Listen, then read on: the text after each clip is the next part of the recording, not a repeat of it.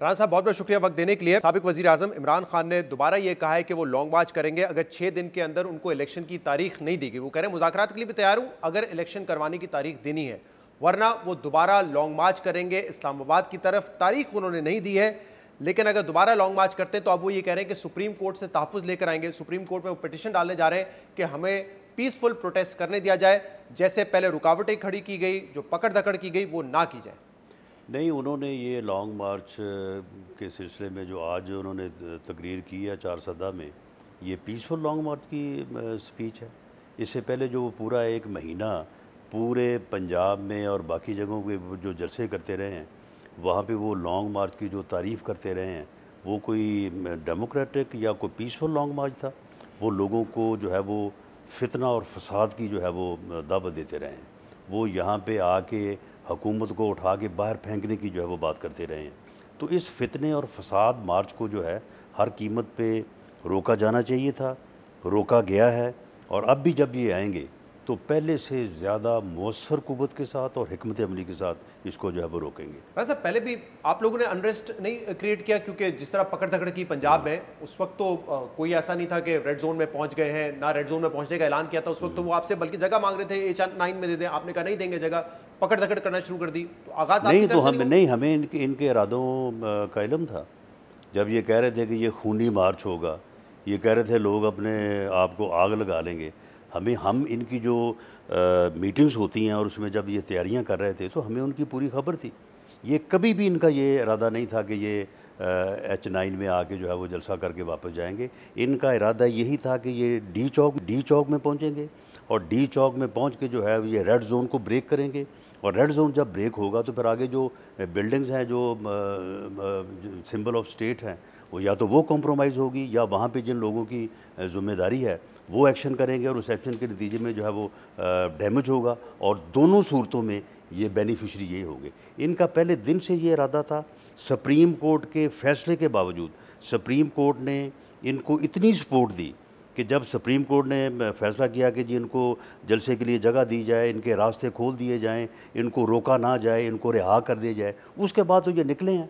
वरना तो सुबह से यहाँ इस्लामाबाद में 100 बंदा नहीं निकला, रावलपिंडी में 50 बंदे नहीं निकले। जो रुकावटें वो हटा दें, आप लोगों ने नहीं हटाई रुकावटें, इन्होंने खुद हटाई। फिर लिबर्टी चौक पे रात को 8-9 बजे फैमिलीज वहां पे थी, वहां पे भी शेलिंग। इस्लामाबाद में मुझे बताएं कि जब ये इस्लामाबाद में दाखिल हो रहे थे कहाँ पे रुकावट थी?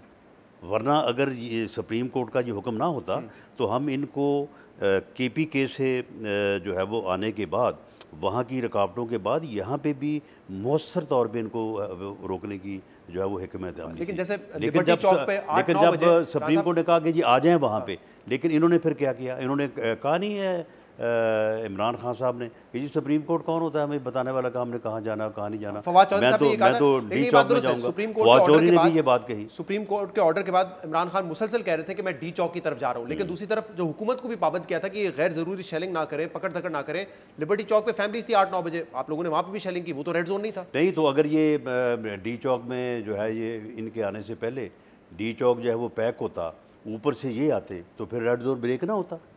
वो अगर हमने खाली करवाया है तो खाली करवाने के लिए हमारे पास तो एक ही हथियार था ना, हमारे पास टीयर गैस थी, शेलिंग थी, वो हमने की है और उसके बाद जो है वो डी चौक जो है वो खाली हो गया। अगर वो खाली ना करवाया जाता तो मैं समझता हूँ कि जिस तबाही की हम बात कर रहे हैं या जिस तरह से ये यहाँ पे जो है वो अफरा तफरी और अनारकी फैलाने के लिए आ रहा था, तो उसमें ये कामयाब हो जाता। राना साहब, उस दिन भी आपने ये कहा 2 रोज़ पहले कि आप इमरान खान को एंटर नहीं होने देंगे इस्लामाबाद, लेकिन अगर ये पिटिशन लेके जाते हैं सुप्रीम कोर्ट इनको इजाज़त दे देती है कि आप पीसफुल प्रोटेस्ट करेंगे, रेड जोन में नहीं आएंगे, एक जगह पे महदूद रहें, वहाँ पर आपने धरना देना है, जलसा करना है, जो करना करें, लेकिन पीसफुल होगा और एक मखसूस जगह पर होगा। अगर सुप्रीम कोर्ट उनकी ये पिटिशन एक्सेप्ट कर लेती है पीसफुल प्रोटेस्ट की, फिर आप क्या करेंगे? इसकी गारंटी क्या होगी?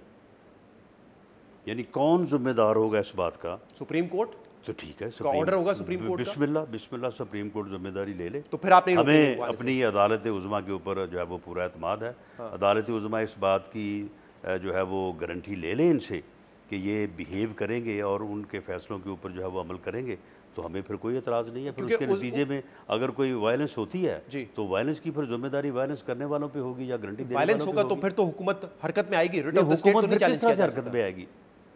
जब ये लोग जो हैं ये जो है वो पूरी सहूलत के साथ शहर में दाखिल हो जाएंगे, और दाखिल होने के बाद फिर जो है ये वायलेंस पे आएंगे, तो फिर उस वायलेंस को कौन रोकेगा? वो वायलेंस फिर नहीं रोकेगी। यही मेरा पहले भी ये इस्तदलाल है, अब भी मेरा है कि अगर आप हमें इजाज़त दें, हमें काम करने दें, हमें अपनी ज़िम्मेदारी जो है वो अपने तरीके से अदा करने दें। अब KPK से हमने इनको रोका, ये किसी कीमत पे नहीं आ सकता था।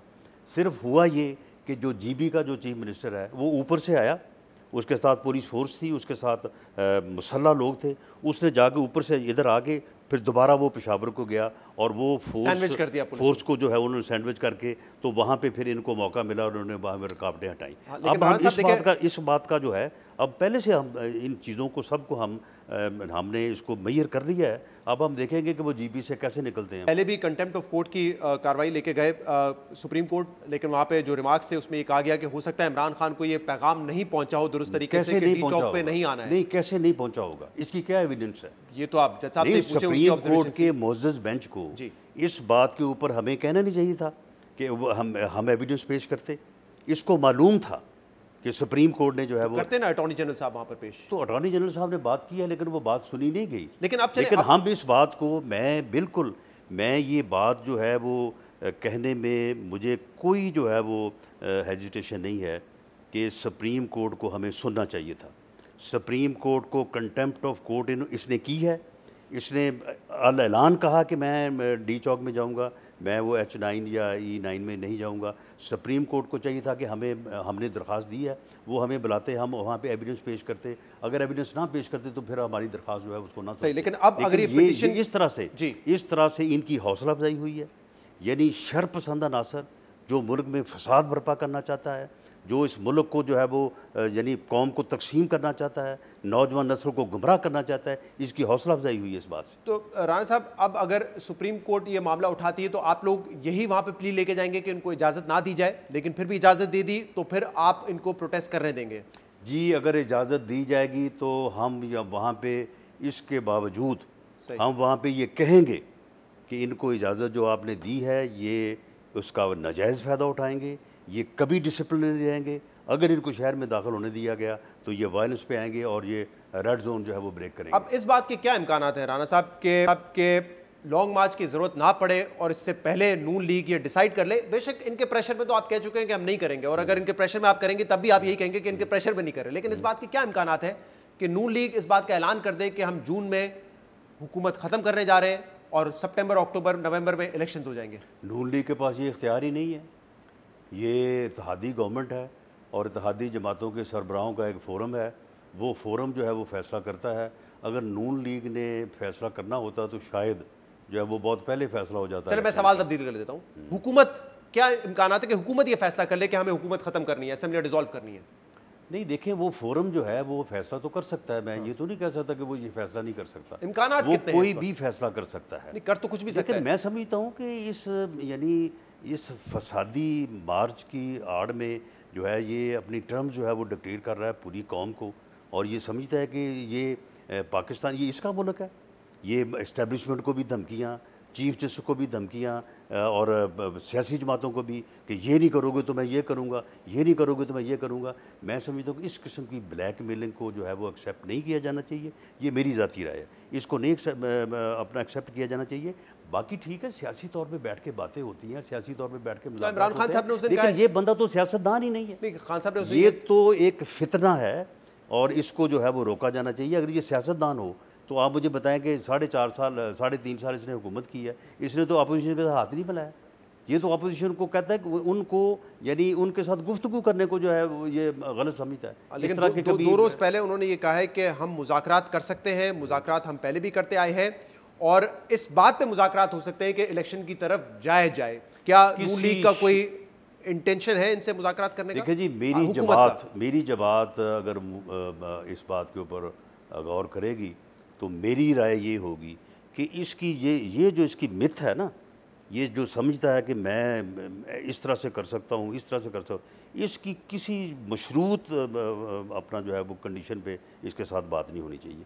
ये बिल्कुल जमहूरी तरीके से ये एक जो है वो रिस्पेक्टेबल तरीके से जो है वो बात करे, बिल्कुल इसके साथ बात की जाए, जो बात मानने वाली वो मानी जाए। लेकिन ये इसकी जो धौंस है और धांधली है और ये जो स्पीचेस करता है, आप मुझे बताएं कि आज 4 सदा में जो इसने बातें की हैं वो किसी सियासतदान के या किसी लीडर के जो है वो करने वाली साहब दो ऑप्शंस हैं आपके सामने। या तो अगर आप समझते हैं कि इमरान खान लॉन्ग मार्च के बाद कमजोर हो गया है तो आप फौरी तौर पर इलेक्शन में चले जाएं, या आप ये फैसला करें कि हम हुकूमत चलाने जा रहे हैं। ज्यादा बेहतर सियासी फैसला क्या होगा? इनिशिएटिव आपके पास है इस वक्त, अगर आप समझते हैं कि वो कमजोर है। ताकतवर कभी भी नहीं था, ये सिर्फ सोशल मीडिया का शोर शराबा है।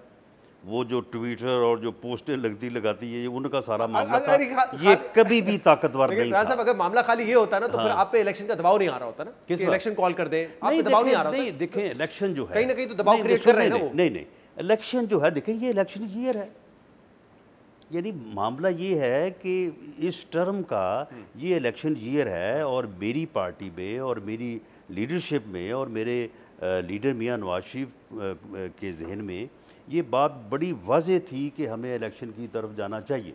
सही, ये इलेक्शन ईयर है, हमें इनका गंद जो है ये साफ़ करने के लिए नहीं बैठना चाहिए। लेकिन मामला ये है कि उसके बाद इत्तेहादी जमातों ने, उनकी भी वजूहात थी, इसकी डिक्टेशन, इसकी ये इस किस्म की धमकियाँ, उसकी बुनियाद के ऊपर फिर ये सब एक तो उन्होंने कहा ये नैब अमेंडमेंट जो की हैं उसके खिलाफ भी पिटीशन लेके जाएंगे सुप्रीम कोर्ट में, और जो ईवीएम आप लोगों ने कोई अमेंडमेंट नहीं की उसमें, नहीं की। हाँ, हम ऑर्डिनेंस था, सुन लें जी, हर वो अमेंडमेंट जो कोर्ट्स ने कहा, हाई कोर्ट ने कहा, अतर में नल्ला साहब का फैसला पढ़ लें, सुप्रीम कोर्ट के फैसले पढ़ लें, जो उन्होंने कहा कि इस काले कानून में ये अमेंडमेंट्स होनी चाहिए, सिर्फ वो की है। हमने अपनी तरफ से कोई अमेंडमेंट नहीं, अमेंडमेंट तो की, लेकिन आप कह रहे हैं कि कोर्ट के ऑर्डर्स के मुताबिक, कोर्ट्स के ऑर्डर्स को इम्प्लीमेंट किया है। इस्लामी नजरियाती काउंसिल ने जो 3 अमेंडमेंट्स कही थी कि जी बर्डन ऑफ प्रूफ जो है वो प्रोसिक्यूशन में होना चाहिए ना कि मुलजम के ऊपर, वो किया है। यानी हर वो अमेंडमेंट की है जो कोर्ट्स ने कहा, इस्लामी नजरियाती काउंसिल ने कहा, इसके अलावा को अपने पास से हमने कोई अमेंडमेंट नहीं की। इन 2 पिटीशंस के अलावा ईवीएम भी उसमें है। वो कह रहे हैं कि जो नैब चेयरमैन आप तैनात करना चाहते हैं नया, उसके खिलाफ भी जाएंगे, क्योंकि एक तरफ वजीर आजम है जिन पे खुद करप्शन के केसेस हैं, आपकी काबीना में लोगों के ऊपर करप्शन के केसेस है, और दूसरी तरफ राजा रियाज साहब को आपने लीडर ऑफ द ऑपोजिशन बनवा दिया है, जो कि आपके साथ खुद खड़े हुए थे सिंध असेंबली में। आपके टिकट के उम्मीदवार हैं, हमारे साथ कैसे खड़े थे? आपके टिकट के उम्मीदवार हैं, सुन लेना, उम्मीदवार तो जब इलेक्शन उसी बात है ना।